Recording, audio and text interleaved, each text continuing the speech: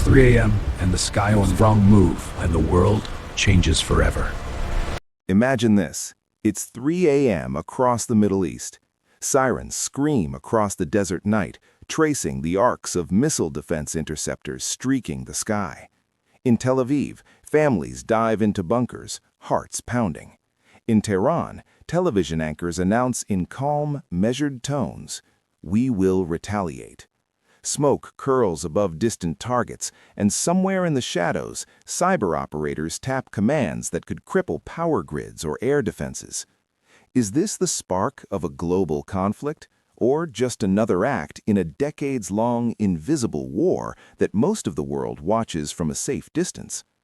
The story of Iran and Israel is not a story of one single battle, but a complex tapestry of ideology, strategy, and survival.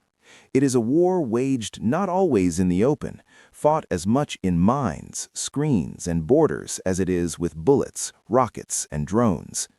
Understanding this shadow war requires looking beyond headlines and propaganda into decades of history, ambition, and fear that drive both nations. Chapter 1. From Allies to Enemies. In the early 1970s, the Middle East was a different place. Israel and Iran, under the Shah, shared quiet diplomatic relations. Trade flowed, and although there was no profound alliance, the nations were not at war. The geopolitical map allowed Iran to act as a regional power, balancing its relationship with the West while fostering economic growth at home. Israel, surrounded by hostile neighbors, benefited from a partner in an otherwise tense region. Everything changed in 1979.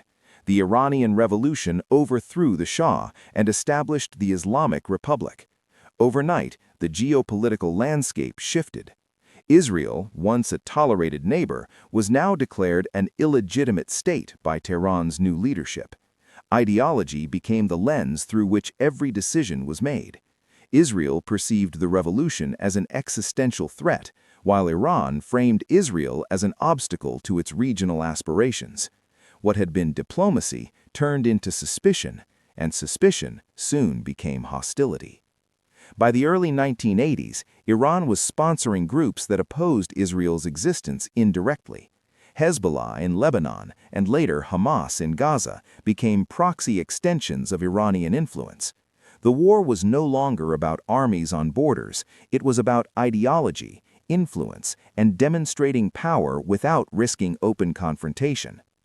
Chapter 2. The Proxy Battleground. The most striking feature of this conflict is its indirect nature. Direct warfare between Israel and Iran has been almost non-existent. Instead, both nations leverage others, proxy militias, regional allies, and shadow networks to pursue their objectives. Hezbollah, funded and trained by Iran, attacks Israel periodically, while Iran provides support to militias in Syria and Iraq that threaten Israeli interests. Israel's responses are precise and calculated. Airstrikes in Syria target weapons shipments and Iranian bases near the Golan Heights. These operations are high risk. Miscalculation could spark a wider regional war. Yet Israel continues them, demonstrating a doctrine built around deterrence and preemptive precision strikes. From a distance, it may look like scattered incidents, but each strike is a message. Each missile intercepted or launched is a declaration. We are watching. We are ready. The invisible chessboard is constantly active, and the civilian population, often the unintended witnesses, lives with the anxiety of misfired missiles or sudden escalations. Chapter 3. The Nuclear Question. No aspect of the Iran-Israel tension has drawn as much international attention as Iran's nuclear program. Tehran insists its nuclear ambitions are peaceful, meant for energy and research. Israel perceives any nuclear advancement by Iran as a direct existential threat. In 2015, the Joint Comprehensive Plan of Action, JCPOA, was signed. Iran agreed to limit its nuclear activities in exchange for the lifting of certain international sanctions. For a brief period, the tension eased slightly, but in 2018, the U.S., under President Trump, unilaterally withdrew from the agreement. Sanctions were reimposed, and Iran accelerated its nuclear activities. This period also saw a surge of covert operations, cyber attacks on nuclear facilities, mysterious assassinations of Iranian scientists, and cyber espionage campaigns. Analysts call this the shadow war, a conflict fought not on open fields, but in servers, labs, and intelligence offices. The stakes are existential, and yet most of the world only sees Chapter 4: Cyber and Psychological Warfare. While missiles and drones make headlines, much of the Iran-Israel conflict is fought in cyberspace. Both nations maintain sophisticated cyber capabilities, capable of disrupting communications, critical infrastructure, and public information systems. Psychological operations amplify the threat. Israel conducts precision messaging to project strength, while Iran uses state media and social channels to assert influence over the region. In this war, perception is power. If a civilian believes their city may be next, the ripple effect is as strategic as a missile strike. The cyber dimension ensures that battles can occur without a single rocket fired. Data, networks, and strategic communication become weapons, making this one of the most modern and asymmetrical conflicts of the 21st century. Chapter 5: Moments of Escalation. Though largely indirect, there have been moments where the shadow war edged toward open confrontation. Attacks on Iranian bases in Syria, missile exchanges in the Gulf, and drone strikes on shipping vessels demonstrated the dangerous volatility of the region. Each side knows that full-scale war could be catastrophic. Israel relies on technological superiority and rapid response, while Iran uses proxy networks and regional influence. Both operate under the awareness that escalation could drag multiple countries into conflict, including the U.S., Russia, and neighboring Arab states. Civilians bear the psychological cost. In northern Israel, children learn the sound of sirens by heart. In Iranian towns, citizens experience the fear of reprisal for actions they cannot control. This war has no clear front line, yet its impact is felt everywhere. Chapter 6: Geopolitical Implications.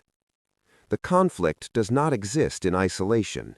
The United States, Europe, and other global powers are entangled through alliances, sanctions, and strategic interests. U.S. military aid to Israel, sanctions on Iran, and diplomatic negotiations all play a role in maintaining or destabilizing the delicate balance. Other regional powers, like Saudi Arabia and Turkey, observe closely, often taking measures to hedge against potential escalation. Energy markets react to any spike in tension. Migration patterns shift. The consequences of missteps in this shadow war ripple across continents. This interconnectedness makes Iran-Israel tensions not just a regional issue, but a global one, with implications for diplomacy, economics, and security. Chapter 7: The Human Dimension. Beyond strategy and politics, the human toll is significant. Families live under constant threat.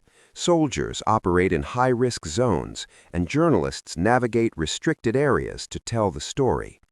Fear, uncertainty, and resilience define daily life for those near the front lines. The civilians of Israel and Iran often share more in common than the politics of their nations suggest: anxiety, adaptation, and survival. Yet ideology, propaganda, and national narratives keep them divided. Understanding this human dimension is critical to comprehending the depth and complexity of the conflict. Chapter 8: The Road Ahead. The Iran-Israel conflict continues to evolve. Drones, cyber attacks, proxy militias, and intelligence operations shape the future of confrontation. While full-scale war remains unlikely, the risk of miscalculation is ever present. One wrong strike, one misinterpreted move could escalate tensions beyond the intended limits. This is a war without a clear beginning or end. It is fought in shadows, yet its consequences are concrete. It is a story of power, ideology, survival, and the constant push and pull between two nations on the edge of history. For the United States audience, this is not just a distant Middle Eastern story. It is a window into the mechanics of modern warfare, the fragility of regional stability, and the human cost of strategic ambition. By understanding the shadow war, we see not just the missiles and headlines, but the invisible strategies and decisions shaping the world's future. In the end, the Iran-Israel story is a testament to modern conflict, where wars are silent yet omnipresent, where battles are fought in mines and screens, not just on land, and where the stakes are nothing less than survival, ideology,